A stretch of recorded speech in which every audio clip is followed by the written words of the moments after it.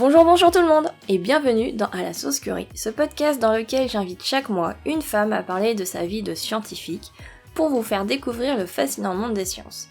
Je m'appelle Mélissa, je suis la créatrice et l'hôte de ce podcast et je suis ravie de vous retrouver pour une nouvelle saison. Et pour commencer cette rentrée dans l'actualité, j'ouvre cette saison avec une prof. Et oui, Elisabeth est prof de physique-chimie en collège depuis quelques années déjà, 26 ans plus précisément, contrairement à ce qu'elle dit. Dans cet épisode, je l'écoute parler avec passion et enthousiasme, mais aussi parfois avec frustration, de ce magnifique métier. Elle nous parle de son parcours et de ses expériences enrichissantes à l'étranger, de ce que c'est vraiment d'être prof, les conditions qui malheureusement se dégradent petit à petit, mais aussi des beaux projets qui peuvent se construire grâce à la motivation des élèves. J'espère que vous allez apprécier cet échange autant que moi et je suis sûre que vous aurez envie de retourner au collège juste pour avoir Elisabeth en prof. Si vous aimez ce podcast, n'hésitez pas à le soutenir en mettant 5 étoiles sur votre appli de podcast et à laisser un commentaire sympa, vos suggestions ou un petit mot gentil. Vos retours sont hyper importants pour moi et m'aident vraiment à améliorer ce podcast. Vous le retrouverez bien sûr sur les réseaux sociaux, Insta, Twitter, Facebook, où je poste des épisodes bonus, des recos sciences, en bref, l'actu du podcast. Plein de petites choses qui sûrement vous intéresseront. Et surtout, si vous voulez m'aider à faire grandir ce podcast, n'hésitez pas à en parler tout autour de vous, famille, amis, voisins. Je vous ai mis tous les liens dans les notes de cet épisode pour le partager. Voilà, assez parlé, je vous laisse avec Elisabeth. Bonne écoute. Salut Elisabeth. Bonjour. Comment ça va? Eh ben, ça va. On est encore en vacances, donc pour l'instant, on se repose, c'est bien. Oui, profitez-en encore, car effectivement, dans une semaine, c'est ça? C'est la rentrée? À peu près, oui. Oui, c'est ça. Ok, parce que donc oui, Elisabeth, tu es professeure de physique-chimie. C'est ça, depuis 15 ans à peu près. Ok. 15-20 ans. Je les compte plus, les années. Donc ouais, merci beaucoup d'avoir accepté mon invitation, parce qu'effectivement, je voulais ouvrir donc cette saison 3 du podcast avec donc l'actualité de la rentrée, donc une prof de physique-chimie, parce qu'effectivement, pour moi, les profs sont très importants dans le côté transmission de la passion et de l'intérêt pour la science. Et donc merci beaucoup d'avoir accepté cette invitation. Et je voulais savoir si tu pouvais d'abord te présenter, s'il te plaît. Donc, je suis Elisabeth et je suis prof de physique-chimie dans un collège. Ça fait donc à peu près une quinzaine d'années que je suis prof et j'ai fait essentiellement du collège. Je préfère ce niveau-là. D'accord. Au lycée, il faut être un peu plus rigoureux et au collège, les élèves sont encore, ils n'ont pas encore fait le choix des sciences. Donc, c'est les années où on peut encore éveiller leur curiosité. Trop bien. Parce que tu as fait du lycée aussi, c'est ça? Un petit peu, mais c'était un lycée français à l'étranger, donc c'était un peu particulier. Ah oui, Et ok. j'ai commencé ma première année de prof, j'étais dans un lycée, mais en seconde. J'en ai pas vraiment pas fait longtemps. Ok, ben on reviendra dessus un peu plus tard, si tu veux bien. Car ma première question est, qu'est-ce que tu voulais faire quand tu étais petite? Alors, j'ai toujours été très intéressée par les savants, genre Léonard de Vinci, qui pouvaient toucher à tout. J'étais assez bricoleur, mais qui pouvait faire des bricolages. Donc, je suis passée par exploratrice, je suis passée par Léonard de Vinci, je suis passée par chercheuse, en découvreur plus exactement à l'âge, mais autrement, non, c'était plus fabrication, fabriquer des choses, quoi. Ça m'intéressait.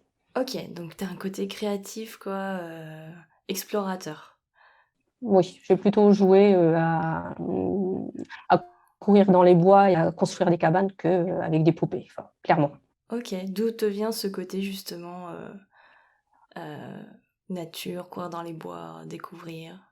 Je pense que j'ai grandi dans des petites villes, donc dans des milieux où la campagne n'était pas très loin. Mhm. Je lisais beaucoup et dans la plupart des lectures, c'était souvent des aventuriers, donc il fallait chercher les choses, il fallait découvrir qui avait tué ou qui avait volé quelque chose, genre le Club des Cinq Ah ou oui. les Six Compagnons. Mhm. Donc, bon, voilà, ça a commencé et j'ai grandi aussi dans un espace où il y avait beaucoup, beaucoup de place. Donc, ça permettait d'aller explorer les choses. Et accessoirement, j'ai toujours grandi avec des garçons. Je suis un peu la seule fille de ma famille. Donc, on a joué aux cow-boys aux Indiens, beaucoup plus, ou au Lego, du coup, beaucoup plus qu'à d'autres choses. Ok, ouais, tu les as suivis, quoi. Oui, oui, j'étais la petite dernière. Ok. Donc, Et donc, de justement cette idée d'exploration, peut-être chercheuse, tu disais, donc t'as fait quoi derrière? C'est quoi ton parcours à partir allez, du bac? Est-ce que tu t'orientes vers un bac S, je suppose? alors, à l'époque, c'était un bac C, Ok, donc vraiment mathématiques, physique. ok. Et ensuite, j'ai fait un DUG B, donc c'était la nature, Mhm, sciences de la nature et de la vie, avec beaucoup de biologie et de biochimie, donc beaucoup de choses à apprendre par cœur, beaucoup de noms à apprendre par cœur. J'ai encore des cauchemars sur les livres de biochimie et de biologie végétale. Donc, j'ai bifurqué sur de la chimie moléculaire. Et là, j'ai fait une licence et une maîtrise de chimie moléculaire avec une option biotechnologie, parce que j'étais assez intéressée par utiliser la nature pour essayer de trouver des molécules ou des façons de faire, des techniques utilisées par les animaux, par exemple, et les mhm. appliquer sur des choses un peu plus technologiques utilisées par les hommes. Mais en maîtrise, je me suis aperçue que pour être chercheur, il y avait très peu de place. Mhm. J'avais pas d'idée de recherche précise Mhm. et donc je savais plus trop quoi faire. D'accord. Et en début de maîtrise, en fait, entre la licence et la maîtrise, on a dû faire un entretien pour être accepté en maîtrise. Parce qu'on était nombreux en licence, mais on était une 90 en licence, et il n'y avait que 30 places en maîtrise, donc il fallait faire un entretien. Et quand j'y suis allée, une des personnes, un des profs m'avait demandé si je voulais faire professeur, si je voulais passer le CAPES. J'avais dit, ben, j'y ai toujours pensé, mais pas spécialement. Et du coup, j'avais quand même toujours cette idée derrière la tête. Parce que une grande partie de ma famille vient de l'éducation nationale, donc c'était un peu comme le fils du boulanger qui reprend la boulangerie. J'ai baigné dedans depuis que je suis toute petite, D'accord. donc l'idée était toujours là. Ok. Mais c'était pas ton idée première, si j'ai bien compris. T'étais vraiment plus axé science, faire la science, découvrir des nouveaux procédés. Ouais, ouais, ouais, c'était plutôt faire de la recherche. Mais il y a Ok. vraiment très, très peu de place, effectivement. Oui, et c'est toujours le cas, quoi. Et oui. Alors, attends, parce que donc, si j'ai bien compris, tu t'es orienté vers la bio en premier. C'est ça qui Mmh. t'attirait. Donc, parce que ce côté justement nature, exploration, tu voulais être là-dedans. Enfin, c'était quelque chose d'évident pour toi, ça. Oui, puis je trouvais que c'était une bonne source d'inspiration. Mhm. Ensuite, bizarrement, j'ai fait un bac C, donc mathématiques. Et en terminale, j'ai eu quelques soucis avec les mathématiques. Euh, du coup, donc, ça m'a un peu refroidi. Et entre les trois matières scientifiques, maths, physique et SVT, je me Mhm. suis dit, c'est quand même la SVT qui me paraît être le plus facile, ou le plus adapté pour moi aussi, on va dire. Donc, un peu fâché avec les maths, quoi, par le bac. Ouais, un petit peu, alors pas trop fâché, mais plus à me dire, j'ai pas le niveau, Ah oui? plus exactement. Qu'est-ce qui te faisait penser ça? Un peu, j'avais un 5 de moyenne. 5 de moyenne en terminale, c'est bon, voilà Oui, quoi. Même effectivement. si voilà, il y a un moment, il y a le principe de réalité qui revient. Mhm. Euh, bon, après, c'était effectivement un peu, pas à cause du prof, parce que c'était un très bon prof, mais un prof qui nous préparait bien à l'université. Mhm. C'est-à-dire on devait être très autonome. Ok. Et en terminale, je n'étais pas autonome en maths. Oui, dès la terme, en fait, il vous demandait d'être autonome comme si vous alliez être à la fac, quoi.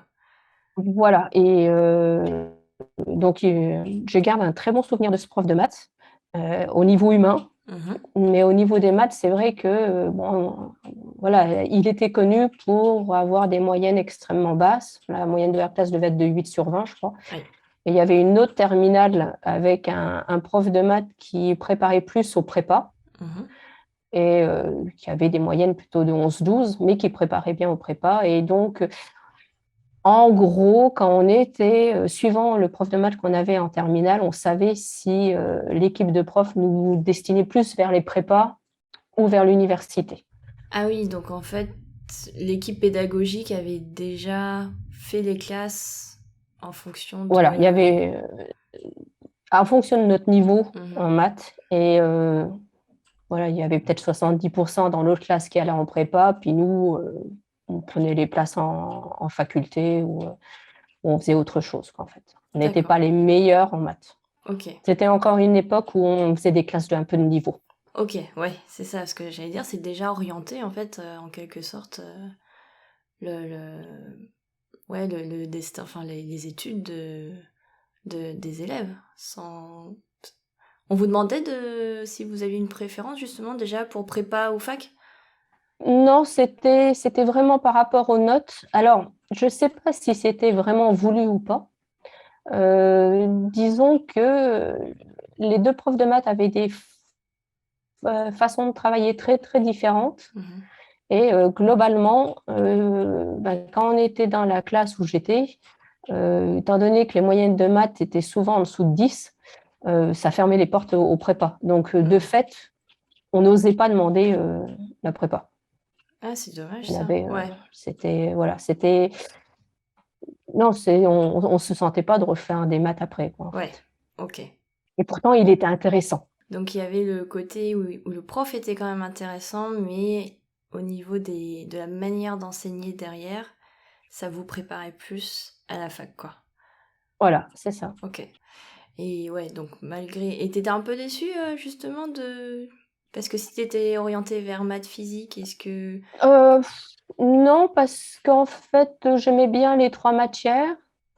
Et il n'y en avait pas une qui avait ma préférence. J'ai souvent fait un choix par défaut, c'est-à-dire parce que c'était pas possible de faire pour moi, ou ce que je ne pensais pas possible de faire pour moi. Mhm. Et tant que pouvais faire, eh ben, j'ai testé, j'essayais tout, quoi. D'accord. C'est pareil, quand j'ai choisi chimie moléculaire, c'était dans ma tête, c'est plus parce que je ne voulais pas faire de biologie végétale. Oui, Voilà, ok. c'est clairement, je me suis rendu compte que non, les plantes, finalement, c'était pas aussi bien que ça, quoi. C'était non. Tous les noms des différentes plantes, non, je ça n'allait pas. Par contre, la chimie, c'est vrai que ça me faisait penser au jeu de Lego. Ok. On prenait des atomes, on prenait des molécules, on cassait, on refaisait, et c'était, voilà, pour moi, c'est un jeu de Lego, donc j'en voyais l'intérêt. Ah oui, c'est vrai que j'avais jamais vu la chimie comme ça, en fait. Ok, et donc ça, la chimie, ça t'a plu, quoi. Ça m'a plu et au point de changer d'université. C'est-à-dire que j'ai fait mon DUG à Dijon, Mhm. le DUG B, et ensuite j'ai fait ma licence et ma maîtrise à Marseille. Euh, et pour faire la chimie moléculaire, donc vraiment, la chimie moléculaire, c'est prendre des molécules et essayer de comprendre comment elles vont réagir ensemble pour savoir quel produit on peut réaliser. Ou suivant si on veut un produit particulier, essayer d'imaginer, de voir quelles sont les molécules de départ, comment elles vont pouvoir réagir pour pouvoir arriver au produit que l'on veut. Donc, c'était vraiment un jeu de construction, quoi, vraiment. Donc, c'est ce qui m'intéressait. Et accessoirement, je m'étais dit à un moment, peut-être travailler dans les parfums pour fabriquer justement des parfums, pour fabriquer des arômes de synthèse. Mhm. Et à l'époque, il y avait deux facs qui faisaient ça, la fac de Grenoble et la fac de Dijon, de Marseille. T'étais prête à traverser la France pour continuer en chimie, quoi. Voilà, Trop bien. voilà. Et donc, oui, à Dijon, il y avait une licence de chimie, mais pas une qui m'intéressait vraiment.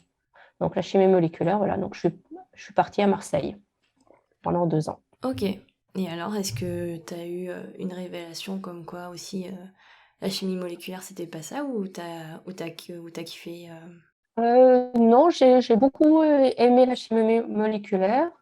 Je me suis peut-être rendu compte quand même qu'au niveau compréhension, ben, j'arrivais à refaire les choses qui étaient déjà connues, mais de mon point de vue, je n'avais pas assez d'imagination pour trouver des nouvelles choses, des nouvelles recherches. Je ne savais pas ce que c'était que le chercheur. Mhm. En fait, le métier de chercheur, je ne savais pas trop ce que c'était.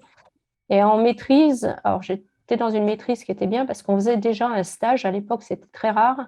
On faisait un stage en entreprise Mhm. ou un stage en laboratoire de recherche Mhm. de 3 mois. Et donc, je suis partie 3 mois à Göttingen, en Allemagne, dans l'université de Göttingen, dans un laboratoire de recherche. Et là, c'est pareil, je me suis rendu compte que j'avais pas vraiment d'idée pour trouver des nouvelles choses. Et pour moi, chercheur, c'était essayer de trouver des nouvelles choses. D'accord. Et du coup, ça m'a bloqué un peu, quoi. Oui, pour toi, il y avait un côté innovation. Oui, c'est ça, le côté créatif, innovation, fallait faire quelque chose qui n'a jamais été fait, quoi. Voilà. Et puis, grosso modo, après la maîtrise, ceux qui voulaient faire chercheur, c'était les 3 premiers de la classe, on va dire. Ah oui, Et j'étais pas parmi les 3 premières. ouais, c'est ultra sélectif, 3 premiers d'une promo. Alors, est-ce que c'est vrai? Je sais pas. C'était l'idée que j'en avais. Ok, Mais c'était pas, il y avait vraiment peu de place, quoi. ouais. Et du coup, ben, je suis repassée au CAPES, quoi. D'accord, donc cet entretien que tu as eu pour t'orienter et savoir ce que tu voulais faire derrière, au final, l'option CAPES pour devenir prof, t'avais plus, quoi. Ouais, c'était, bah, comme je disais au départ, c'est parce que j'ai baigné dedans étant toute petite, ça me paraissait le truc plus logique et ce que Mhm, je connaissais. Je connaissais pour l'avoir fait en tant qu'élève, et mhm. je connaissais pour avoir vu beaucoup de monde, beaucoup de profs, beaucoup de proviseurs, etc. J'ai grandi dans un lycée professionnel, donc voilà, je connaissais un peu le fonctionnement d'un établissement de l'intérieur par rapport à tous les niveaux qu'on peut avoir dans un établissement. Donc, j'allais en milieu connu. Oui, c'est ça, tu connaissais l'envers du décor, quoi. Ouais. Ok. Et donc justement, tu retournes vers le CAPES. Donc, euh, quand tu as une maîtrise, le CAPES, ça se situe où? C'est là où... Alors, quand tu as une maîtrise, à l'époque, il faut passer le concours. Donc, il y avait une année de préparation au concours. Mhm, Et c'était une année qui a été utile parce que je n'avais pas fait de physique depuis la terminale. Depuis la terminale. Donc, j'avais mhm. 4 ans de physique à rattraper, un petit peu. Ouais, Donc, voilà, en un an, on a repris 4 ans de physique. d'accord. Alors, 3 ans exactement, parce qu'à l'époque, le CAPES, c'était au niveau licence. Ok. Et c'était intéressant parce qu'on était moitié chimiste et puis moitié physicien. Mhm. Et donc, on pouvait s'entraider. Ah, Et trop bien. ça nous entraînait aussi à expliquer quoi, les choses. Donc, Ouais, on avait chacun nos points forts. Et puis, bon, on pouvait s'entraider. C'était sympa cette année-là. On faisait cool. les TP. Et c'était pareil, les TP, c'était intéressant de faire des synthèses ou de faire des expériences. Ça, c'était pas mal. Et, euh, et après, tu passes le concours. Et après le concours, tu as encore une année de stage comme prof. D'accord. Alors, ça change beaucoup. On devait avoir, je ne me rappelle plus combien on avait d'heures dans la classe. Peut-être 9, entre 6 et 9, je ne sais plus. Je sais que j'avais une terminale SMS et une seconde STL. Donc, seconde STL, c'est sciences et techniques de laboratoire. Mhm. Et je ne faisais que les TP. Ça, c'était intéressant et compliqué parce que les élèves se préparaient à être techniciens de laboratoire et certaines manips nécessitaient une manipulation que je n'avais jamais fait auparavant. D'accord. C'est-à-dire que je découvrais un petit peu en même temps que les élèves, quoi. Encore heureux qu'il y avait un aide de laboratoire qui pouvait m'expliquer le fonctionnement de certains appareils que j'avais jamais vu auparavant, quoi. Ok. Et en terminale SMS, c'est sciences médico-sociales. Donc, Mhm. c'est ceux qui se préparent à être infirmiers, euh, aides-soignants, etc. Ok. Et là aussi, c'était intéressant parce que c'était souvent des filles, alors, souvent des filles, il y avait peut-être eu un garçon, Ouais. et elles étaient passées par d'autres études, c'est-à-dire qu'elles étaient plus âgées que moi. Ah oui, ok. Et ça, c'était ton stage.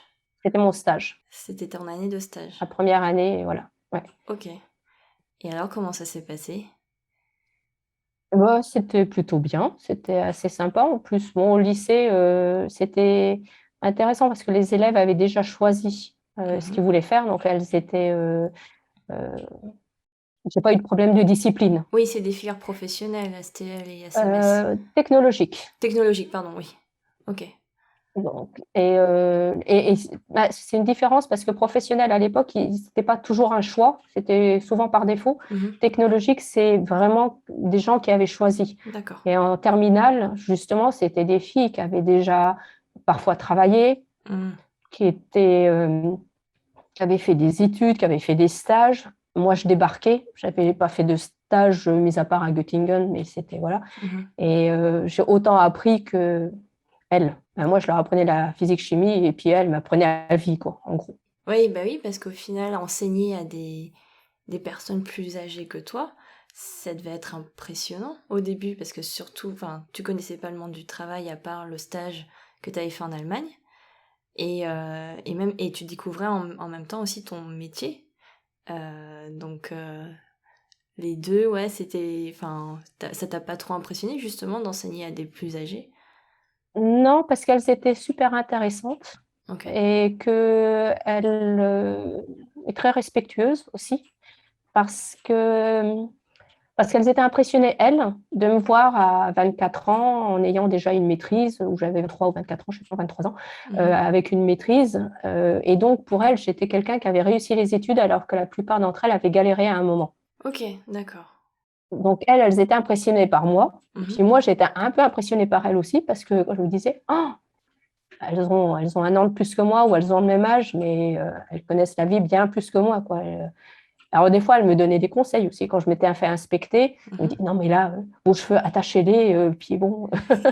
Donc, voilà, elle me donnait, c'était sympa. Ok, ah oui, donc c'était un vrai échange. Ah, c'était génial pour une année de Mm. stage d'être tombée sur, sur des classes comme ça, en fait, parce qu'au final, c'était dans des conditions très bienveillantes, où au Oui, final, il n'y avait pas ce côté flicage des élèves, autorité, qu'il faut tout le temps. Parce que c'est vrai que, enfin, c'est ma vision en fait du métier de prof d'aujourd'hui, c'est que il y a de la pédagogie, il y a de l'enseignement, mais il faut aussi beaucoup ouais, enfin, faire respecter l'ordre dans la classe, et c'est de moins en moins évident, de mon point de vue en tout cas. ça va dépendre, en fait, vraiment de là où tu te trouves. Mhm. C'est-à-dire que pour la première année, c'était bien. Alors, la première année, le stress, c'est que c'était des terminales, donc il y avait le bac. Oui, Et ça, mettre un stagiaire sur une classe à bac, peut-être pas la meilleure il y idée. avait quand même, non, c'était pas forcément ce qui rassurait le plus. Mais ça dépend, oui, pour la discipline, ça dépend vraiment, vraiment de l'endroit. J'ai travaillé dans l'arrière-pays de Marseille, Mhm. dans un lycée dans un collège sans problème. Mais c'est vrai que les gamins, il fallait parfois les tenir. Il y avait effectivement pas mal de discipline à faire, mais si tu es honnête avec les gamins, généralement, je dirais que ça se passe bien, quoi. Ouais, Si, ils sont en recherche quand même, ben, ils respectent plus les profs qui se font, qui ont une certaine autorité. C'est, j'ai jamais eu vraiment de gros soucis de discipline. d'accord. C'est quelque chose, ça, justement, dans la pédagogie qui vous enseigne pendant la préparation, justement, au CAPES et tout ça. Est-ce que c'est quelque chose qui est abordé et qui est enseigné, en fait? Alors, oui et non. D'accord. Euh, C'est-à-dire que en théorie, oui. Mhm. En pratique, pour te donner un exemple, on avait cette séance pour aborder comment gérer une classe où l'exemple, c'était un élève qui répondait. Et on nous avait donné trois possibilités. Un, tu l'engueules devant toute la classe Mhm. en le rabaissant. Mhm. Deux, tu lui dis que tu vas lui parler après le cours et qu'il faudra passer. Ou trois, je ne sais plus, tu lui mets une grosse punition, tu l'exclus ou je ne sais quoi. Mhm. Donc, il nous avait demandé, vous choisissez quoi? Et je me souviens d'un collègue, d'un copain qui avait dit, ben, OK, on a compris, il faut attendre la fin du cours pour lui parler. Ça, c'est la théorie. Mais en pratique, vous Mhm. faites quoi? Mhm. Et c'était ça, quoi, en fait, le truc. Parce qu'effectivement, il ne faut pas les engueuler, mais et on peut être fatigué. Et puis s'il n'arrête pas, Ouais. c'est le cours qui est carré. Ben, du coup, non, on n'est pas préparé à ça. Ok. Alors peut-être mieux maintenant, mais à l'époque, non. Ouais. Donc parce que donc l'année de préparation de CAPES, vous avez et donc dans ton cas à rattraper la enfin les cours de physique, vraiment le contenu, les connaissances, et en plus toute la pédagogie que doit avoir un prof, tous les. Alors non plus. Ah non plus? Non plus, alors, maintenant, je ne sais pas comment ça se passe parce qu'il y a des licences, des maîtrises qui sont vraiment orientées pour devenir prof. Moi, à l'époque, ça n'existait pas. Et pour le CAPES, c'est uniquement la théorie. C'est juste vérifier que tu as le niveau dans ta matière. Ok, juste les connaissances, quoi. Et on ne fait aucune pédagogie, aucune psychologie de l'enfant, rien de tout ça. Une fois que tu as le CAPES, donc que tu es devant les élèves, là, on avait quelques formations pour la pédagogie. Ok. Alors, on avait les formations de cours où on se réunissait et chacun parlait de ses expériences. Mais j'ai jamais fait de psychologie de l'adolescent, par exemple. D'accord. Euh, et je sais pas. Non, la formation des profs, elle est pas extra. Elle n'était pas extra à l'époque, quoi. Elle était plutôt, t'apprends sur le tas. Ouais, pendant les stages, en fait, pendant cette année de stage. Voilà. Ok. Et alors, au CAPES, c'est quoi vraiment le concours? S'il n'y a pas de pédagogie, si c'est que des connaissances dans ce cas-là? Alors, à l'écrit, c'est que des connaissances. D'accord. Et à l'oral, tu dois préparer un cours effectivement suivant le niveau. Donc, tu dois connaître le programme. Mhm. Alors, je sais pas, moi, on te dit, bon, ben, tu vas faire un cours sur l'électricité pour déterminer les circuits en série et les circuits en dérivation. Et voilà, Ok.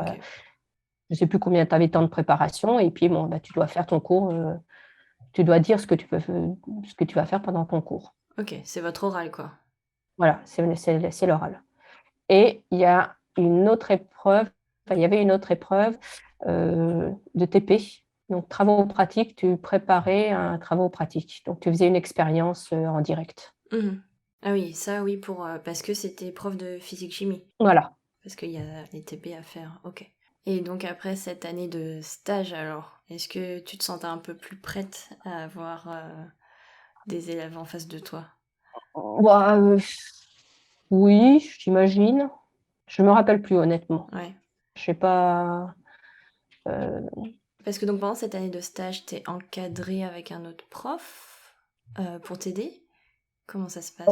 oui et non. Alors, dans la salle, dans la classe, on était tout seul, Ok.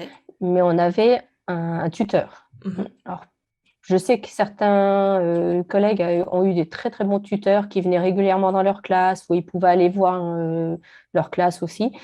Moi, je m'en souviens pas. Ok. J'ai eu plus d'échanges avec le prof de la formation. Alors, c'était un IUFM à l'époque. Mhm. euh, quand on se retrouvait, parce que chaque semaine, on se retrouvait pour parler de nos expériences. Donc, avec lui, j'ai échangé. Avec les autres étudiants, j'ai échangé. Mais avec ma tutrice, alors je l'ai vue, parce que c'était obligatoire, Oui. mais il n'y a rien qui m'a marqué, quoi. Je vois certains collègues qui sont là, tuteurs dans le collège où je travaille, Mhm. ils sont vraiment beaucoup plus présents que ne l'a été ma tutrice Ok. à l'époque. Ouais. Mais si je ne devais pas poser de questions non plus, j'imagine, si je ne devais pas aller la voir, quoi. Donc, Oui, tu te ressentais pas spécialement le besoin d'aller la voir elle, t'arrivais à échanger et à avoir les informations que tu voulais en échangeant avec les autres, quoi. voilà. Et puis peut-être que son emploi du temps ne correspondait pas avec les cours que j'avais à l'UFM, Mhm. ça peut exister aussi, ça. Ok, Voilà, il y avait. Je me rappelle plus, honnêtement. d'accord. Et comment tu trouves justement ces stages-là, cette deuxième année? C'est on te dit où tu vas ou c'est à toi de te débrouiller? Qu'est-ce que tu veux dire par on te dit où tu vas? Une fois que tu as ton CAPES, donc est-ce que c'est toi qui demandes à aller dans tel établissement comme pour trouver un stage en fait, ou c'est l'éducation nationale qui te met là où il y a besoin? Non, c'est l'éducation nationale qui nous met là. Ok, Donc, c'est pour ça que dans mon année, il y en avait qui étaient en collège, il y en avait qui étaient en lycée, il y en avait qui étaient en lycée technologique. Donc, voilà, ça dépendait. Je sais que, par exemple, mon inspecteur n'était pas d'accord avec le fait que j'ai une terminale. Ok, Il ouais, rouspétait déjà à l'époque en disant, mais on ne donne pas une terminale allez, avec stagiaire. à une stagiaire, quoi. Mhm. Et, mais autrement, non, c'était partout. J'ai eu de la chance, moi. J'ai eu de la chance. Je ne suis jamais allée en REP, c'est-à-dire dans des collèges difficiles. Je ne suis jamais tombée. Alors, si j'avais demandé, j'aurais eu, hein, certainement. Mhm. Mais là, je ne me sentais peut-être pas d'aller directement dans des collèges difficiles. Et je ne suis jamais tombée sur des collèges difficiles. Ok, oui, donc vous aviez quand même une liste de vœux où vous vouliez aller et puis après ils vous dispatchaient, non? Après le CAPES, je ne crois pas. Je pense qu'on demandait l'académie. Et ils nous mettaient là où ils voulaient. Ok, Donc pour l'année de stage, j'ai eu de la chance. ok, vous aviez juste le choix de l'académie, donc l'académie soit de Marseille, de Dijon, de Paris, etc. Et ensuite on vous mettait là où ils choisissaient quoi. Voilà. Et la première année de tutélarisation, quand tu es vraiment prof, c'est un peu la même chose. Tu demandes l'académie. En fait, tu demandes les postes. Ben, chaque année, tu vas avoir un certain nombre de points Mhm. qui te permettent de demander des postes. Mais plus tu es ancien, plus tu accumules tes points. Donc quand tu débutes, tu n'as quasiment pas de points. Donc tu demandes l'académie et tu demandes tout poste dans l'académie, puis tu peux te mettre par Oui. n'importe où, quoi. Oui, parce que tu sais que tu auras de toute façon que les choix après que tous les anciens soient passés quoi. Voilà, c'est ça. Mhm. Et souvent, en fait, tu es ce qu'on appelle tes aideurs, c'est-à-dire que tu fais des remplacements et puis pendant plusieurs années, c'est comme ça. Et actuellement, quand je dis tu fais des remplacements, c'est pas vraiment le cas. C'est-à-dire que c'était au départ pour remplacer quand il y a un prof qui est absent 15 jours, par exemple, parce que formation, malade, etc. Mais actuellement, en fait, tu as un poste à l'année, souvent, Ok. sur 3 établissements, et puis tu y es pour l'année, quoi. Donc là, on a encore pas mal de collègues qui sont sur 3 établissements, sur 2 établissements, et puis qui tournent, mais qui Ok. n'ont pas de poste fixe. Ah oui, ok, d'accord. Mais parce qu'en fait c'est les remplaçants qui manquent, c'est ça? Oui. Il n'y a pas assez de profs, en fait. Il manque de profs. Mhm. Ils n'arrivent pas à recruter suffisamment de profs par rapport aux besoins. Ah oui, d'accord. Donc en fait, il pourrait y avoir en fait des postes fixes dans un collège, mais comme il y a besoin aussi dans d'autres établissements, ils sont obligés de dispatcher en fait les profs sur plusieurs établissements. Sur plusieurs établissements, oui, et ensuite, ils estiment qu'un prof, il doit faire vraiment 18 heures devant les élèves, et actuellement, c'est plutôt 18 heures plus 2 heures sup. Donc, en fait, on fait tous plus ou moins 20 heures devant les élèves. Je dis Mhm. bien devant les élèves parce qu'il y a aussi du travail, beaucoup de travail derrière. Et ils préfèrent utiliser, ils utilisent tous les heures des profs plutôt que d'embaucher quelqu'un euh, pour avoir un poste fixe sur un établissement. Alors, je pourrais donner un exemple plus clair. Ouais, Dans mon collège, on a 13 heures pour la musique. ok. On n'a pas de prof de musique. Ça fait plusieurs années qu'on en demande parce que quand tu as quelqu'un qui est sur un établissement, il peut monter des projets. Puis en musique, c'est intéressant de faire une chorale, de travailler avec une école de musique, etc. Ouais. Mais ils ne veulent pas mettre un prof sur 13 heures parce que ça voudrait dire qu'il a 5 heures payées à ne rien faire.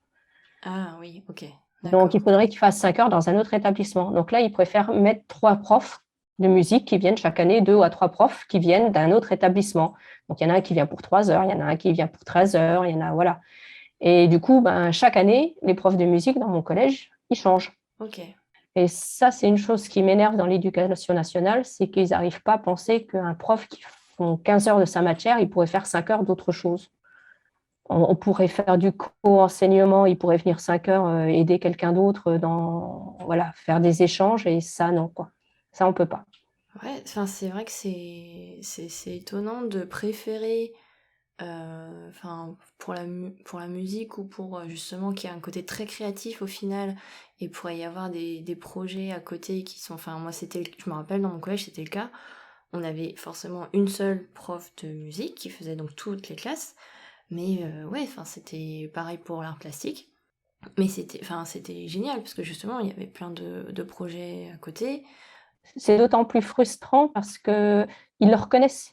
C'est-à-dire qu'on a eu une visite du rectorat et du département pour savoir comment était notre collège et qui nous ont dit « Ah oui, c'est quand même pas bien en fait de ne pas avoir de prof de musique. Ah oui, c'est gênant quand même. Ah bah oui, vous avez suffisamment d'heures, mais ça n'empêche qu'ils ne vont pas les mettre. » quoi. Ils voient bien que pour les élèves, c'est mieux, Ouais. mais financièrement, c'est pas rentable. Ah oui, c'est une histoire financière en fait. C'est une question du budget de l'éducation nationale pour votre académie qui... Voilà, parce que il faut dire aussi que quand on embauche un prof, c'est à vie. On est fonctionnaire. Ok, oui. Donc, en fait, ils préfèrent payer des heures sup que d'embaucher quelqu'un à vie. Ah oui, d'accord. Ok. D'autant plus que les heures sup, elles sont moins bien payées que les heures normales dans l'éducation nationale, à partir d'une certaine ancienneté. Ah bon? En fait, il faut savoir que les heures sup dans l'éducation nationale, elles sont payées autant, quelle que soit ton ancienneté. C'est-à-dire un jeune prof et un prof qui est en fin de carrière, il est payé pareil pour son heure sup. Ok. Donc, quand tu es jeune prof, c'est payé un peu plus, parce que ça doit être, voilà, c'est, je sais plus si c'est 36 heures ou 36 euros, je veux dire. Mais à partir du 7e échelon, donc à partir de 10 ans d'ancienneté, ton heure sup, elle est payée moins bien que tes heures normales. Donc, c'est rentable. Oui, effectivement. Pour l'éducation nationale, du point de vue de l'employeur, c'est rentable, effectivement. Voilà. Mais pour les élèves, c'est pas, Bah ouais, c'est pas top, quoi. c'est pas génial, quoi. Ok. Bon, il faut plus de profs, quoi. Oui, ouais. Plus de profs, clairement. Ouais. Et plus de vie scolaire, plus de personnes. Pour avoir travaillé aussi dans des lycées à l'étranger, dans des établissements à l'étranger, ou pour avoir visité, quand tu es à 2 profs par classe, c'est génial, quoi. D'avoir un prof. On est allé en Islande, on avait un prof dans l'établissement, il y avait 2 ou 3 qui étaient là pour les élèves en difficulté qui, dans la classe,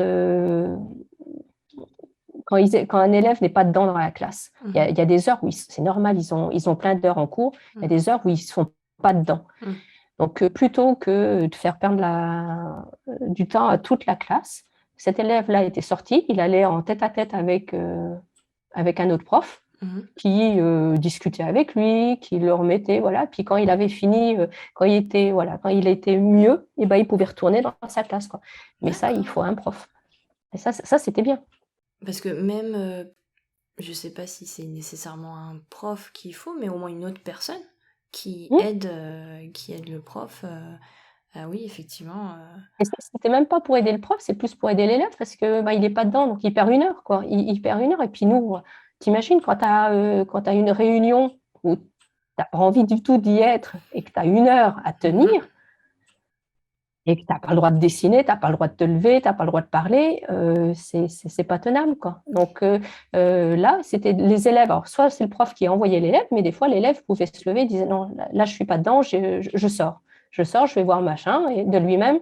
Et ça a marché, quoi. Ça marchait, c'était pas grave. Ah, c'est trop mais bien, ça, en France, c'est pas encore le but, ça. Ouais. C'est pas vers ça qu'on va, quoi, en fait. Et donc ça, c'était en Islande, tu dis, c'est ça? Ça, c'était en Islande, ouais. Et c'était un stage qu'on avait fait avec quelques collègues pour aller voir comment ça se passait. Trop bien. Avec Jérôme, on a créé une option qu'on appelle le petit labo, alors qui n'est pas du tout officielle, qui est acceptée par notre principal, qui est depuis plusieurs années, on utilise des heures pour ça. Alors, on utilise des heures, mais il y a 1 heure où on n'est pas payé, sur 2, en fait.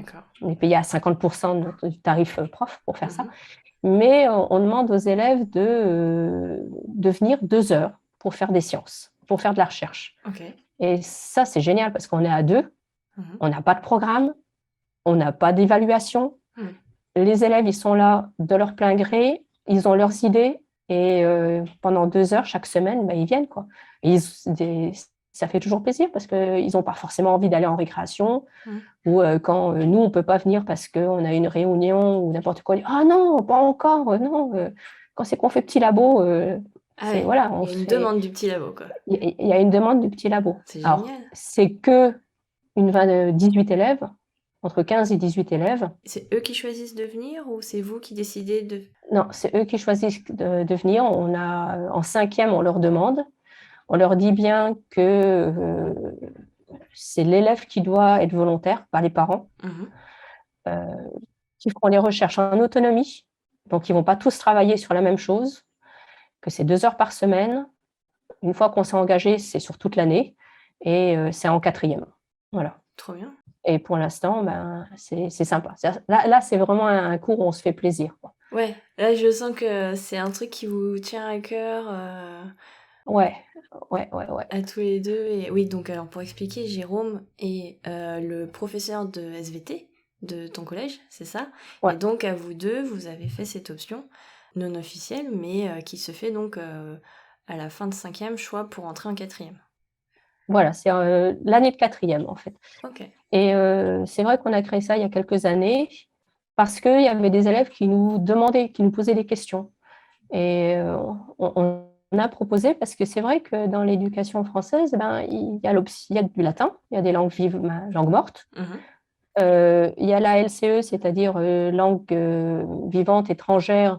Donc, c'est 1 heure ou 2 heures où ils peuvent apprendre à faire un peu plus d'anglais ou un peu plus d'allemand ou un peu plus d'espagnol, selon ce qui est fait. Mhm. Mais au niveau sciences, il n'y a rien. Il n'y a pas. Ouais, c'est vrai qu'au collège, en sciences, je me rappelle pas avoir d'option, parce que je me rappelle des TPE au lycée, mais même c'était pas une option, ça c'était obligatoire. Et ça, moi je me rappelle, j'avais bien aimé quand même de trouver ton sujet, de faire tes recherches toi-même avec le prof, t'es un petit comité, enfin ça te sort des cours, c'est assez stimulant, mais c'est vrai qu'au collège, il n'y a pas d'option comme ça pour les sciences, ouais. Ah, c'est trop bien. On peut faire des ateliers scientifiques, mais Mhm. il faut faire tout un dossier. Mhm. C'est très administratif. En fait, ça casse un peu l'envie de faire des choses aussi quand tu dois faire un dossier à 30 pages pour justifier juste le fait que tu as des élèves qui ont envie de faire des sciences, quoi. Ouais. Donc, nous, on a proposé ça. Ça a été accepté. Puis maintenant, c'est un peu entré dans l'ADN du collège. Mhm. On espère que ça va durer. Parce que ça utilise des heures, hein. C'est Ah bah des j'imagine, heures oui. qui sont. Voilà. Et, c'est vraiment bien parce qu'on n'a vraiment pas de programme, on n'a pas à avoir de résultats. Ce qui Mhm. permet aux élèves aussi de prendre leur temps, Oui. de pouvoir se tromper, Mhm. de pouvoir commencer quelque chose et pas forcément finir parce qu'ils se rendent compte que c'est trop long, que c'est trop compliqué, que ça les intéresse plus. Voilà. Et que c'est pas grave. Et c'est pas grave. Mhm. Et c'est pas grave de se tromper, c'est pas grave de.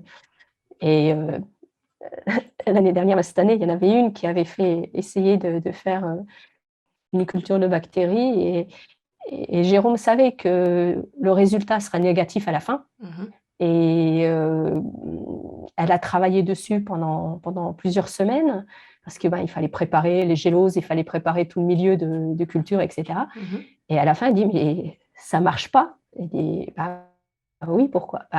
Et en fait, elle s'est rendue compte qu'elle avait fait tout ça, entre guillemets, pour rien, mais elle avait appris plein de choses, quoi, en fait. Et c'était super intéressant, quoi.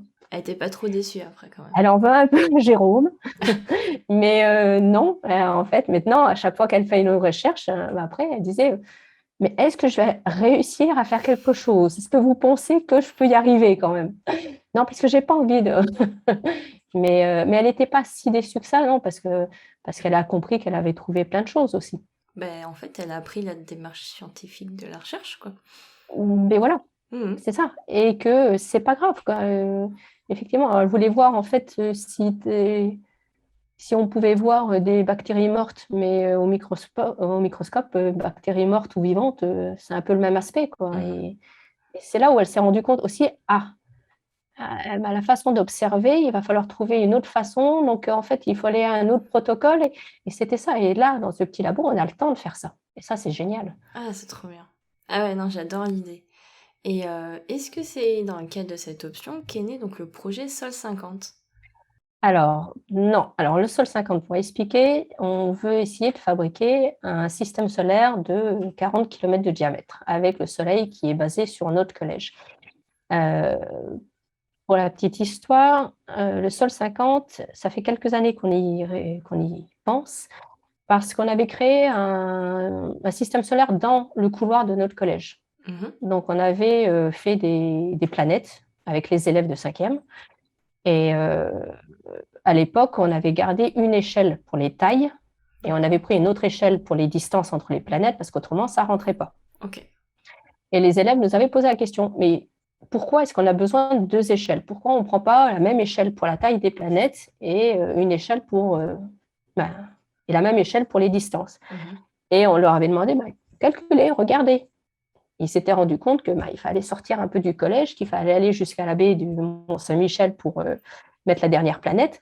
Donc, on dit, ouais, non, on va rester dans le collège. Donc, ça, c'était là. Et puis, on s'était dit, ça serait marrant quand même de pouvoir placer vraiment les planètes à la même échelle sur tout le sud-Manche. Et cette année, je me suis fait inspecter. J'en ai reparlé à mon IPR, je ne sais pas pourquoi, c'est venu dans la discussion, il dit, oui, tiens, c'est une bonne idée. Et je dis, on va essayer. Et on avait des élèves qui étaient des anciens du petit labo, qui étaient assez volontaires. Et on lui a dit, on va voir. Puis on a pris donc Louisa, et on lui a dit, Louisa, on a une idée là, comme ça, mais je ne sais pas ce que tu en penses. Et voilà, on voudrait créer un système solaire de 40 mètres de diamètre en plaçant les planètes sur les écoles primaires, parce que ça tombait bien, en plus, ça tombait sur les écoles primaires qui dépendent de notre collège. Très bien. Et qu'est-ce que tu en penses? Ah oui, c'est génial, c'est tout. Et puis elle est partie. Alors, nous, on est juste en accompagnateur. Et c'est Louisa, qui était en 3e, qui a pris en charge le projet, qui a réuni autour d'elle quelques élèves et qui se sont posés la question. Alors, ils se sont réunis tous les jeudis depuis janvier dernier, entre midi et 2. Pour savoir à qui demander les permissions, comment les construire, où les placer exactement, comment faire un dossier pour intéresser les mairies, etc. Et c'est parti comme ceci. Et ça a bien marché parce que finalement, il y en avait plusieurs qui étaient intéressés, alors de plusieurs niveaux, 5e, 4e, 3e. Très bien. Alors, pas beaucoup, parce que par contre, on lui avait dit à Louisa, pour le début, on n'en prend que quelques-uns, de manière à commencer le projet. Et puis l'année prochaine, vous pourrez demander plus de monde de participer. Et c'est parti comme ça. Ok, et donc elle a géré ça. Alors Louisa, pour ceux qui connaissent le podcast, est une des vulgarisatrices scientifiques que j'ai interviewées il y a maintenant l'année dernière, je crois, voilà, qui fait partie de la chaîne YouTube SVT Beuve.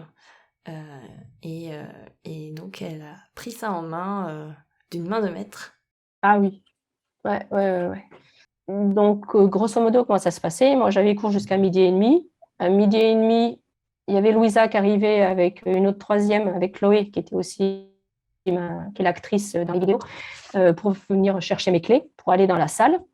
Et je venais faire un tour, j'allais manger et voilà, c'était parti. Et je revenais à 1h30, mais pendant cette heure-là, ils étaient en autonomie complète. Et ça, c'est bien aussi. C'était la possibilité que le collège nous a autorisé à réunir 7 élèves de 3 niveaux différents et de les laisser en autonomie. Ça veut dire aussi qu'on pouvait leur faire confiance. Oui, complètement, ouais. Ah, trop bien. Et puis ensuite ils ont commencé à aller voir les mairies, ils ont fait des présentations.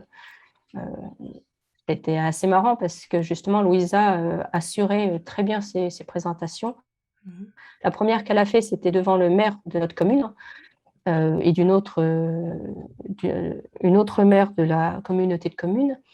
Et le maire est arrivé avec le député et une eurodéputée, mais sans nous avoir prévenu, vraiment. Il nous a prévenu 20 minutes avant. Et on peut venir avec un député. Donc, oui, allez-y, venez, c'est bon. Et Louisa était en train de manger. Louisa, tu sais, c'est pas que 2 personnes, ça va être 6 personnes en fait. Il y a un député, il y a eurodéputé, il y a les attachés aussi parlementaires, et puis Monsieur Navarret, et puis le maire, et puis la mairesse, quoi. Et elle a assuré. Pas plus impressionné que ça. Un petit peu, mais pas plus, non, pas plus que Ouais. ça. Elle était vraiment bien. Et puis là, au mois de juillet, on est allé faire la tournée des, des mairies pour présenter le projet. Alors, c'est pareil. Nous, on les emmène en voiture. On a l'autorisation des parents pour les emmener en voiture.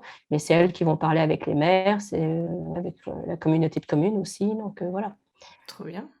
Et comment a accueilli le projet en général à chaque fois jusque-là? Très positif. Ouais. À chaque fois, les gens ont dit, oh, c'est une très bonne idée. Et non, ils sont très positifs. Et ils sont tout à fait prêts à accueillir les planètes. Trop bien. Ça, c'est bien, parce que c'est vrai qu'à chaque fois, on va dans dans une commune, on se dit, bon, ils ont une planète. Le système est quand même centré sur la FPNL, là où il y a le collège. Qu'est-ce que ça va leur apporter? Alors, si, ça fait partie quand même de la communauté de communes, donc c'est un projet d'ensemble, et on essaie de le mettre à un endroit où il y a un point d'intérêt. En Normandie, il y a par exemple une des communes, c'est sur un site de la Seconde Guerre mondiale. Il y en a un autre, c'est vers un centre de culture. Donc voilà, on essaie de trouver des points d'intérêt, mais ça les intéresse. Voilà, Trop bien. Donc il y a des chances que ça voit le jour, quoi. on espère. On espère. On n'a pas encore tout. On a pris contact avec un lycée professionnel qui va construire les planètes. C'était ça aussi l'intérêt, c'est que on fait travailler les primaires, le collège et les lycées professionnels autour de ce projet. Trop bien. Donc ça, c'est quelque chose qui nous intéresse aussi, c'est de sortir un petit peu de la classe, quoi, en fait, et de pouvoir mélanger les différentes matières. Parce que même si c'est notre projet scientifique, on invite tout le monde à participer dessus. Ouais, c'est vraiment un projet interdisciplinaire, et ça permet de voir la construction d'un projet, quoi, en fait, pour les élèves. C'est trop bien. Enfin... Oui. Et puis de les voir discuter avec les maires, Ah ouais, c'est vraiment très intéressant de les voir. Et puis bon, c'est en dehors des heures. Donc, ils sont toujours plus motivés quand tu fais un projet en dehors des heures de cours, quand c'est pas obligatoire. Oui. Ça, c'est clairement. C'est trop bien. Enfin voilà, je croise les doigts pour que le projet voit le jour. Si les auditeurs et auditrices sont intéressés, je mettrai le lien du projet dans la description, parce qu'il y a un site internet et tout ça. Il y a même une vidéo de présentation, un journal télé. On a Facebook, Twitter. Je mettrai tout ça dans les liens. C'est trop bien. On va revenir sur ton métier de prof, un peu plus concret. J'aimerais bien connaître ta vision, en fait, de quand tu es rentrée dans l'éducation nationale, quand tu as commencé, et aujourd'hui, 15 ans après, comment ta vision a évolué? Est-ce que tu avais des a priori? Est-ce qu'ils ont été confirmés? Est-ce que tu as eu... Enfin voilà. Comment tu vois ça maintenant? Alors, au début, alors j'ai eu un parcours un petit peu particulier, c'est-à-dire que la première année, j'ai eu un poste en lycée, en seconde, et j'ai eu une seconde musique. Okay. Donc la physique n'était clairement pas le priorité. J'imagine. Mais, entre guillemets, je préférais, parce que quand tu n'as pas le stress du bac ou d'un examen, tu peux leur faire plaisir. Il n'y a pas de... Ce que je n'aime pas dans le métier de prof, ce que je n'ai jamais aimé, ce que je continue à ne pas aimer, c'est les évaluations. On a beau leur dire non, mais c'est pas grave, on a le droit de se tromper, n'empêche qu'il y a toujours la note qui tombe, et c'est un peu contradictoire avec ce qu'on leur dit, quoi. Non, n'hésite pas à te tromper, tu es là pour apprendre, mais je vais te noter quand même. Donc voilà, et quand tu n'es pas dans une classe à examen, tu peux te faire plaisir. Et dans cette classe avec la musique, là, c'était bien. Je me rappelle d'un élève qui, à la fin, je n'étais pas restée longtemps parce que je suis partie en Australie. Et je me rappelle d'un élève qui, au bout de 4 mois, m'avait mis un petit mot en disant « Bon, je comprends toujours rien à la physique, mais j'ai adoré venir en cours. » Bon, bah là, ça, c'était le truc qui fait plaisir. Quoi, Ouais, de bah dire, oui. c'est bon, j'ai coché la bonne case. Quoi. Je m'en fiche qu'il n'ait pas vraiment tout compris, parce on comprend.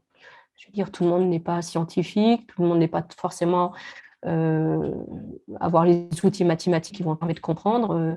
Et puis, il y a des fois où on ne comprend pas un jour, et puis on comprend 2 mois après, finalement, on se dit, ah bah oui, mais je n'avais pas compris ça, mais oui, là, voilà. Et par contre, faire plaisir et avoir envie de venir, ça, je trouve que c'est vraiment le plus important. Ouais. Et ça, j'espère que je l'ai encore. J'ai l'impression que oui. Ça dépend des jours. Et ensuite, je suis partie en Australie pour des raisons familiales. Et là, j'ai eu des enfants, mais j'ai travaillé aussi en assistante français dans des lycées très huppés d'Australie, privés. Il y avait le fait aussi qu'il n'y a pas de classe en Australie. C'est des niveaux. D'accord. C'est-à-dire que tu vas avoir un niveau, on va dire, je ne sais pas moi, première, et puis tu peux être dans le niveau 3 en maths, mais dans le niveau 1 en français, et du coup, ils se connaissent tous. Et en discutant avec un élève, il me disait, moi, je suis allée en France, j'ai été surpris par ce cloisonnement des classes. On venait en terminale C, on ne parlait pas, nous, en terminale C, on ne parlait pas au G, ou on ne parlait pas au littéraire, quoi. C'était littéraire, nous, on est scientifique, et il y avait vraiment un cloisonnement. Et c'est dommage, je trouve, parce que on se prive d'échanges, et on se prive un petit peu de culture et littéraire et scientifique en France. Et ça, en Australie, c'était super intéressant. Donc, quand je suis revenue en France, j'avais déjà cette vision-là, que quand il y a vraiment des moyens, c'est vraiment plus facile. Certes. Ça permet des choses. Et cette idée que finalement, une classe ou une matière, ce n'est pas important. Ce qui est important, c'est la curiosité, c'est apprendre. Et on peut apprendre du français de différentes façons, quoi. On peut faire du français en sciences quand on fait une affiche, quand on fait un article scientifique, hop, c'est du français. Et en français, ils peuvent faire des sciences, ce mélange-là m'intéresse, et m'intéresse encore plus maintenant. Parce que une fois, c'est pas que j'ai fait le tour de ma matière, mais ce qui m'intéresse, c'est d'aller voir ce qui se passe ailleurs aussi, quoi. Et de leur montrer qu'il y a des liens. Quand je suis revenue à Marseille, c'était pareil. Moi, j'ai eu de la chance d'avoir toujours un poste dans un seul établissement. Même si j'ai changé beaucoup d'établissements, il était toujours 5 ans. Donc, j'avais le temps de connaître les enfants, j'avais le temps de connaître les collègues aussi, et de pouvoir faire des projets. Et ensuite, je suis allée au lycée français à Prague. Et là, c'est pareil, j'ai dû faire à un moment un peu de maths. Et j'ai fait autre chose que de la physique. Et c'était marrant parce que j'avais une classe où je les avais en maths et en physique. Donc, il fallait me supporter quand même, hein, parce que là, ça faisait des heures. Et en plus, j'étais prof principale, donc ils avaient le total. Mais je me souviens avoir fait un cours en maths sur une notion que je m'étais dit, je la reprends juste après en physique parce qu'ils vont voir le lien. Et que dalle. Ah bon ? Les maths, c'était les maths, la physique, c'est la physique. Okay. Donc, j'ai dû leur dire, mais vous vous souvenez ça ? Où on l'a vu ? Puis il y en a un, mais c'est pas ce qu'on a fait il y a 15 jours en maths. Ah bah si. Et, si, mais ils ne voyaient pas parce que c'était cloisonné dans leur tête. Et ça, on le retrouve beaucoup en France. Et ça, je trouve ça dommage. C'est aussi pour ça que j'ai toujours essayé de faire autre chose que ma matière.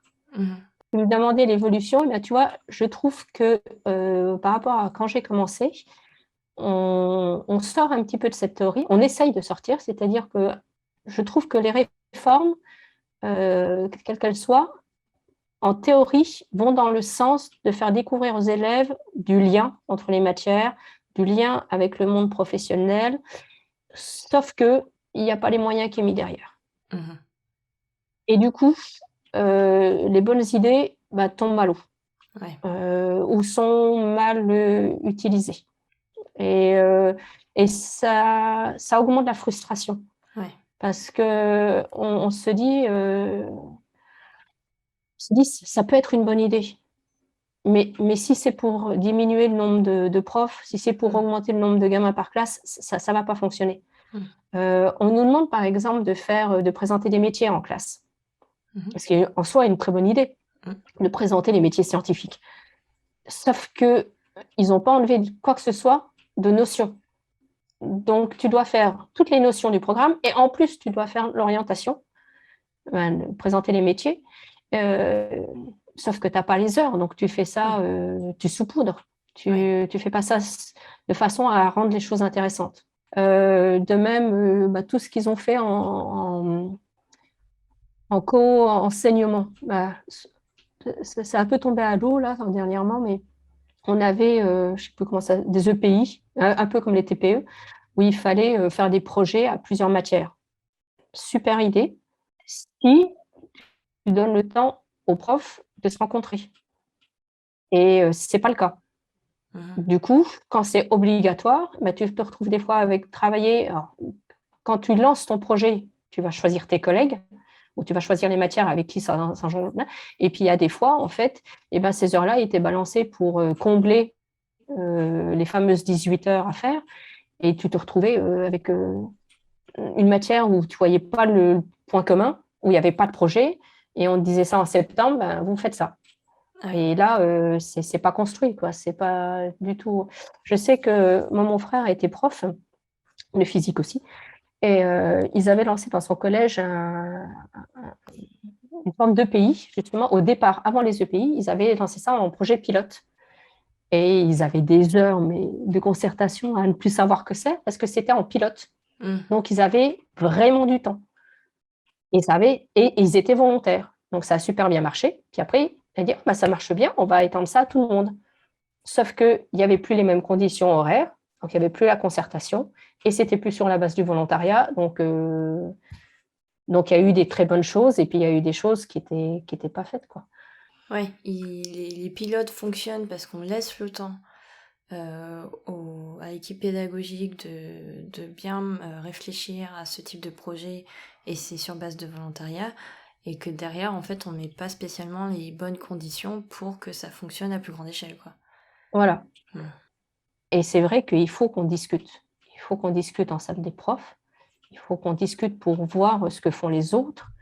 C'est super difficile, en fait, parce qu'on n'a pas le temps de se rencontrer, de faire une programmation commune, un petit peu. Dire, tiens, ça, vous venez de voir ça en maths. Donc, quand on discute, quand tu es bien dans un établissement et que tu es bien avec tes collègues, tu vas le savoir. Tiens, mais si, mais, vous venez de le faire en maths, ça. Regardez. Ah oui, c'est vrai. Mais si tu es sur 3 établissements, tu fais comment? Tu viens, il y a des collègues, on ne les voit pas, quoi. Et ce n'est pas par manque de volonté. Ça, c'est dommage. Et et c'est vraiment frustrant de voir des élèves qui pourraient reprendre confiance en eux. Et par ce manque de temps, je pense que c'est en partie par ce manque de temps, ils se prennent. On ne peut pas leur demander d'avoir confiance en eux avec l'image qu'on leur renvoie. Quand tu es en 6e et que clairement, tu as du mal à déchiffrer en lecture. Et il y en a. Et ce n'est pas 1 ou 2 par classe. C'est plutôt, sur des classes à 25, c'est plutôt un quart, un 5e des élèves qui ont vraiment des difficultés à lire, mais on ne leur a jamais laissé le temps. Et on leur demande toujours plus, quoi. Oui, parce que ça s'accélère. Oui, ça s'accélère. Et que les programmes, ils sont toujours là. Et qu'on leur... Voilà. Moi, je rêverais d'avoir... et je ne suis pas la seule, j'avais des collègues on avait imaginé de faire ça, de faire, par exemple, une 6e en 2 ans. Pas de redoubler, mais toi, de dire, tiens, on va le faire, mais plus lentement. On prend le temps de revoir les bases et puis de se faire plaisir et d'accepter de tromper. Donc, ce n'est pas grave de se tromper. Et sauf que, en fait, quand tu fais ça, c'est sur les heures de l'établissement. Donc, si tu fais ça, tu supprimes une option, tu supprimes des groupes de soutien. Donc, c'est toujours un choix de qu'est-ce qu'on fait en priorité et qu'est-ce qu'on supprime. Alors que j'estime, moi, que les élèves, ils méritent largement qu'on leur consacre du temps. On sent de la frustration là-dedans, et c'est vrai que la marche entre le primaire et le collège, au final, est grande et qu'il y en a, chaque enfant a son rythme en fait, et c'est vrai que le système de l'éducation actuel en fait est pas vraiment adapté pour ces élèves-là, quoi. Non, non, non. Et puis, on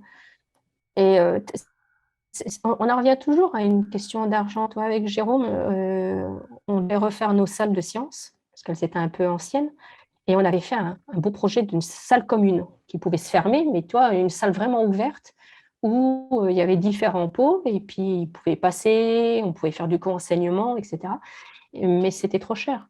C'était trop cher. Et ensuite, clairement, on nous a dit la priorité, c'est 30 élèves.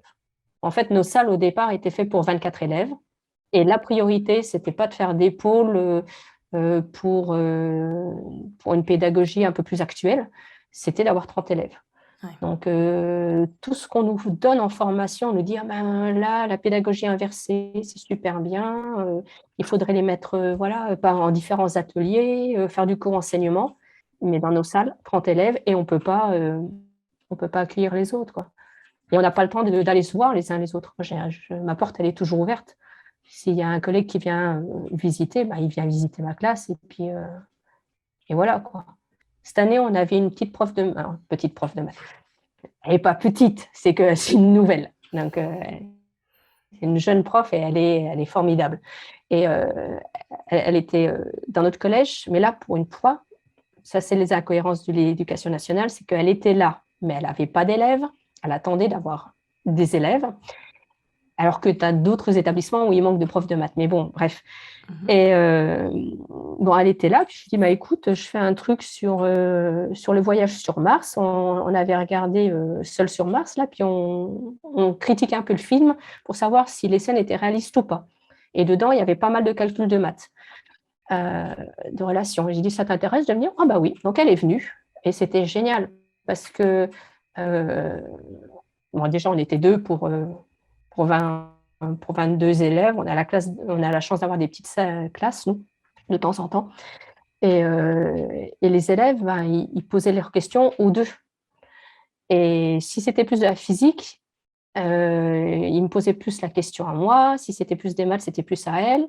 Et voilà, il y avait un équilibre. Et ce qui était génial, c'est que cette prof, elle est un peu comme moi dans le fonctionnement, c'est-à-dire qu'on ose dire qu'on ne sait pas. Moi, je sais que il y a des élèves qui m'ont demandé des trucs en maths. Je dis, attends, alors moi, j'ai bien mon idée, mais on a une prof de maths, on va lui demander pour être sûr. Et ça permet de remettre le vocabulaire. Et c'est pareil pour elle. Il y avait des fois, je crois que j'ai dit une bêtise là, tu peux aller voir, parce que je ne suis pas sûre. Donc, et les élèves le voyaient. Voyaient que la collègue de maths, elle venait me voir en disant, je crois que j'ai dit une bêtise. Tu peux vérifier. Et j'allais, et puis je dis, ouais, là, c'est une bêtise. Ah, mais c'est pas grave, voilà, on fait ça. Et moi de même. Et donc, ils se rendaient compte que même en étant prof, on ne sait pas tout. Et puis, quand on ne sait pas, on va chercher l'information. Et que c'est pas grave, quoi. Et c'est pas grave. Et c'était super intéressant. Et les élèves, ils ont bossé, mais ils ont tous bossé, quoi. Même ceux qui étaient soi-disant pas très forts, ils ont trouvé, en groupe, ça a super bien marché. C'était bien. Et puis, comme a dit la collègue, ils ne se sont pas rendus compte qu'ils faisaient des maths, là. Non. On les a leurrés. Ouais, parce qu'en physique, généralement, quand on commence à dire on va faire des calculs, on va faire des maths, c'est oui. Ça bloque. Il y a une appréhension, quoi. Oui, il y a un blocage en maths. C'est trop bien. Mais en tout cas, merci beaucoup de faire ce métier, de le faire avec passion, comme tu le fais. Et donc, pour les dernières petites questions de mon podcast, est-ce que tu as eu des rôles modèles au long de ta carrière? Je sais pas. J'ai eu des collègues où je me suis dit, oh, c'est génial ce qu'ils font. Mais je ne sais pas si j'ai eu vraiment de rôle modèle. Je pense que j'ai piqué des choses à droite à gauche. Parce que je pense que ce métier, tu peux le faire que si tu es toi. C'est-à-dire qu'il y a des choses, c'est pour ça que je critique beaucoup en fait les programmes, etc. Mais c'est très difficile de pouvoir donner quelque chose une ligne de conduite à tous les profs parce qu'on est tous différents. Mhm. Et le conseil que certains vont pouvoir te donner, ça marche ou ça marche pas, quoi. En fait, ça dépend si ça te correspond. Moi, je sais que dans mes classes, c'est bruyant. Je peux pas avoir une classe silencieuse. Alors, ça gêne certains élèves, hein. Mais je sais que j'ai une classe qui, pour me faire plaisir au moment où je partais, se sont tus. Ils étaient tous les bras croisés à m'écouter vraiment. Ils étaient 30, j'ai tenu 5 minutes. Je dis non, là, arrêtez. Là, je ne peux pas. Qu'est-ce qui se passe? Qu'est-ce qui se passe? Mais on voulait vous faire plaisir. Mais voilà, c'était pas, ça passait pas. Par contre, j'ai eu des collègues qui étaient enthousiastes. J'ai eu des collègues qui ne s'énervaient pas et qui ont montré qu'en fait, tu pouvais avoir de l'autorité sans hurler. Ça, c'est vraiment important. En fait, ceux qui ont le plus d'autorité, c'est pas ceux qui crient, c'est ceux qui arrivent à se taire, en fait, presque. C'est naturel. Mais c'est du bluff, hein, l'autorité, hein. C'est si ça passe au départ, où c'est dur de rattraper quand tu as une classe qui part en vrille. Moi, ça m'est arrivé, c'est dur de rattraper, mais c'est du bluff. S'ils ont décidé de ne pas t'écouter, tout ce que tu peux faire, c'est rien, quoi. Donc, le truc, c'est d'arriver à les intéresser et à se remettre en question. Je sais que j'ai, par exemple, tu vois, dans les collègues, il y en a une, c'était en début de carrière, je lui ai dit, je ne suis pas contente de mon cours. Puis elle me dit, mais tu ne seras jamais contente de tes cours. Tu te remettras toujours en question. Et si tu ne te remets pas en question, c'est que tu dois changer de métier. Et ça, c'est des phrases qui marquent parce qu'elles sont vraies, en fait. Elles sont... en fait, je vais faire un peu de politique, mais là, dernièrement, avec le Covid, tu avais des gens qui disaient, mais des gens, ils ne vont pas se faire vacciner, ils n'ont rien compris. Le gouvernement, il était un peu comme ça, mais quand même, ils n'ont pas compris, etc. Et j'ai dit, moi, quand tu as 60% de mes élèves qui ne comprennent pas, ce n'est pas eux qui sont cons, hein, c'est moi qui explique mal. C'est ça, quoi. Donc, il faut pouvoir se remettre en cause et toujours changer. C'est ça l'intérêt aussi, c'est que, toi, je te disais, l'atelier qui a marché avec la collègue de maths là, sur Sol sur Mars, avec la cohorte qui arrive, je ne sais pas si ça va marcher. Je vais tenter, mais il faut que je sois prête à dire, bon, bah là, non, stop, j'arrête, ça ne marche pas. Et ça m'est déjà arrivé en cours de dire, non, bon, là, on arrête, ça ne marche pas. Mais il faut oser le dire. Il faut accepter de dire, je ne sais pas. Et c'est pareil, ça, c'est aussi des élèves qui ont été des modèles un petit peu. Un qui m'a dit, mais madame, quand je vous ai posé la question, vous m'avez dit, vous ne savez pas, vous êtes la première prof à dire que vous ne savez pas. Eh bien, j'apprécie. Et en fait, c'est un élève qui était insupportable dans certaines classes parce qu'il était brillant. Donc, en fait, quand tu disais une bêtise, il savait pertinemment que tu avais dit une bêtise et puis il allait te contredire et voilà, quoi. Et puis moi, je n'étais pas tombée dans ce piège-là, entre guillemets. J'ai dit, je ne sais pas, je vais me vérifier. Et du coup, j'avais gagné son estime. Ouais. Et il ne m'a pas embêtée pendant toute l'année. Et du coup, la classe, elle a suivi. Mais toi, ça se joue à peu. Ouais. J'aurais dit une bêtise, je me faisais laminer comme les autres, quoi. Et il y a eu des fois où j'ai dit des bêtises et je me suis fait laminer comme les autres, quoi. Mais ça joue à pas grand-chose, quoi. Et je pense que la confiance, en fait, moi, c'est les élèves qui vont apprendre le plus, en fait. La façon de réagir. Ok. Et dernière question, quel conseil tu donnerais à une étudiante qui veut devenir prof, en général? Comme je te disais, t'es sûre, déjà, parce que ça va pas dans le bon sens, je trouve, et je suis pas la seule à le penser. Après, si elle le fait pour avoir des vacances, si elle le fait pour ne pas bosser, c'est pas la peine. C'est vrai que avoir des vacances, c'est agréable, on ne va pas le cacher. C'est vrai qu'on a des horaires qui sont bien, alors pas parce qu'on a que 20 heures devant les élèves, 18 heures, mais parce qu'on a un peu une profession libérale, entre guillemets, c'est-à-dire qu'on a 18 heures qui sont fixées, mais le reste du temps, on s'organise comme on veut. Donc, si tu es plutôt du soir, tu peux travailler jusqu'à 11h du soir. Si tu préfères travailler le week-end, eh ben, tu travailles le week-end. L'inconvénient, c'est qu'on travaille toujours. En fait, on est toujours dedans, quoi. On fait une visite. À chaque fois qu'on fait une visite, on est là. Ah, ça serait bien de le prendre pour les élèves, ça. Ah, il faut que je prenne des documents alors que tu es en vacances, quoi. Arrête de bosser, quoi. Mais tu es toujours un petit peu dedans. Et donc, si on le fait pour tranquille, non. Il faut, il faut, il faut être curieux. Va voir les autres profs, va voir les autres matières, sois curieux et dis-toi que les élèves, tu connais pas leur vie aussi. C'est à leur place, qu'est-ce que tu ferais toi, quoi. Et ça, c'est un truc que j'ai appris toute petite. Parce que, comme je te disais, j'ai grandi dans un lycée professionnel et j'ai allé en vie scolaire. Et je devais avoir peut-être 9 ans, 10 ans. J'aidais la CPE à trier les fiches des élèves. Et dedans, il y avait la fiche d'une élève. Elle avait 5 ou 6 frères et sœurs, c'était l'aînée.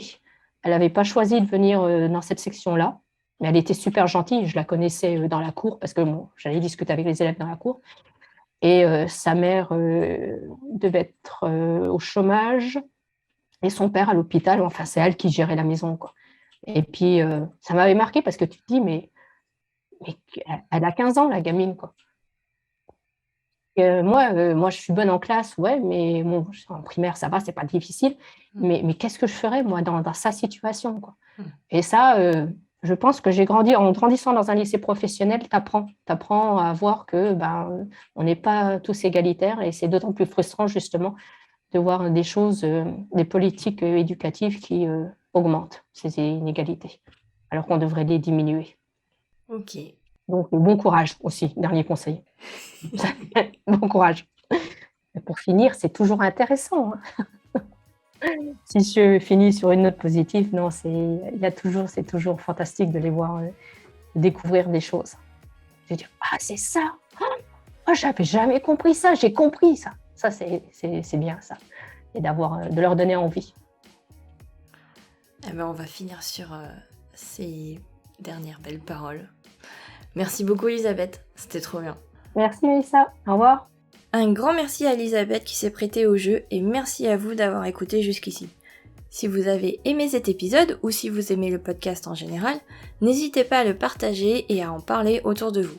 D'ici là, prenez soin de vous et n'oubliez pas, la science est partout, surtout en vous. Ciao!